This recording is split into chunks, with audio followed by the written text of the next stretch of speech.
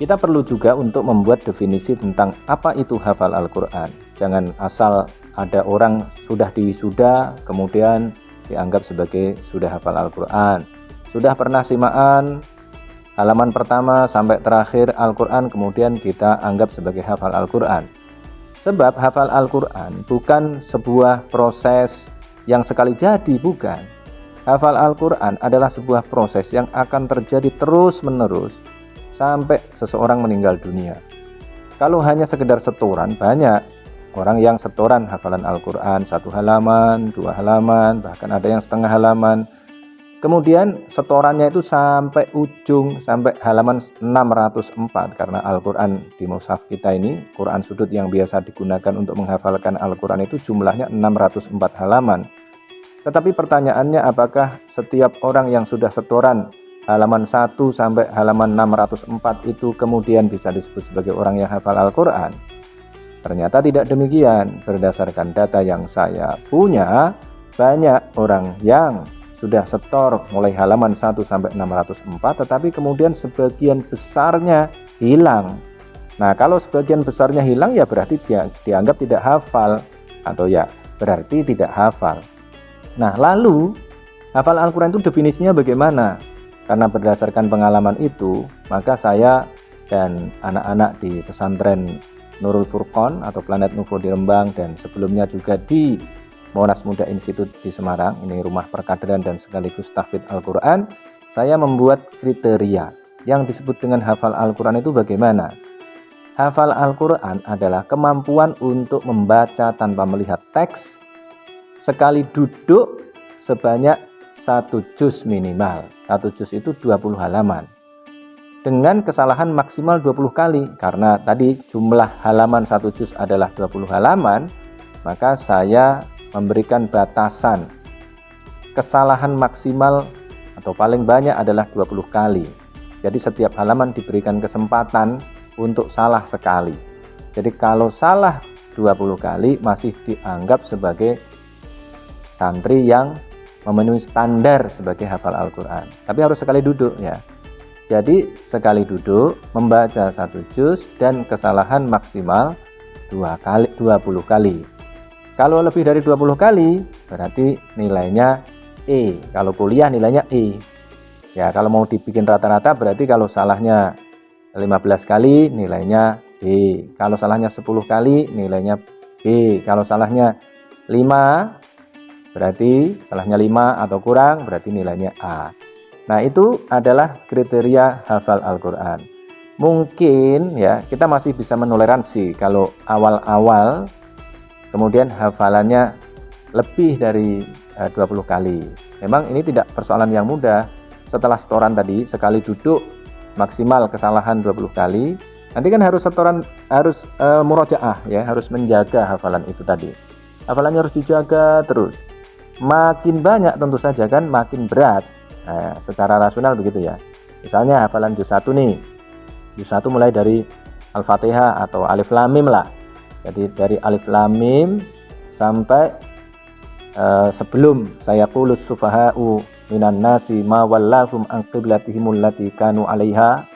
Nah, kalau juz 2 berarti dari ayat itu sampai sebelum tilkar rusulu faddalna ba'dahum 'ala ba'd gitu. Nah, itu adalah kriteria.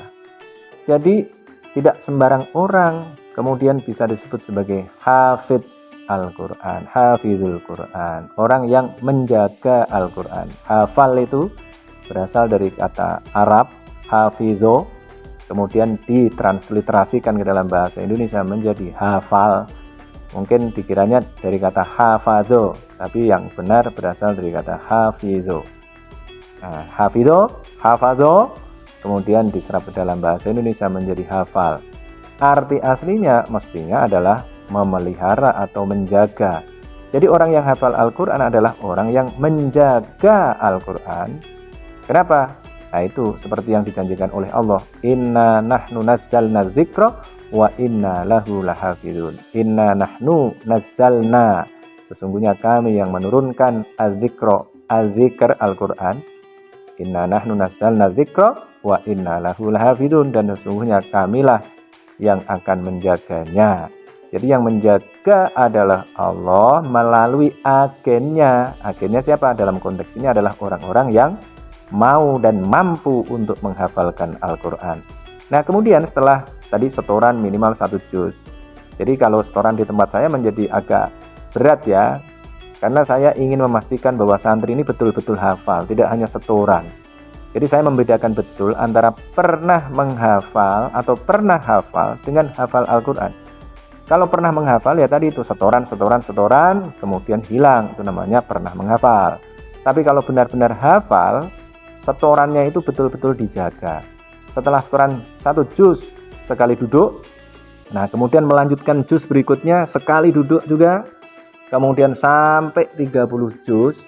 Nah suatu ketika harus dicek, harus dites dengan melakukan pembacaan tanpa melihat sebanyak 30 juz dalam waktu, ya ini biasanya untuk ujian bisa dilakukan sehari 30 juz. Jadi sekali khatam di dalam 1 hari. Mulai pagi biasanya bisa itu mulai pagi jam setengah 7 atau jam 7, nanti jam 5 atau jam setengah 6 itu sudah selesai dibaca 30 juz.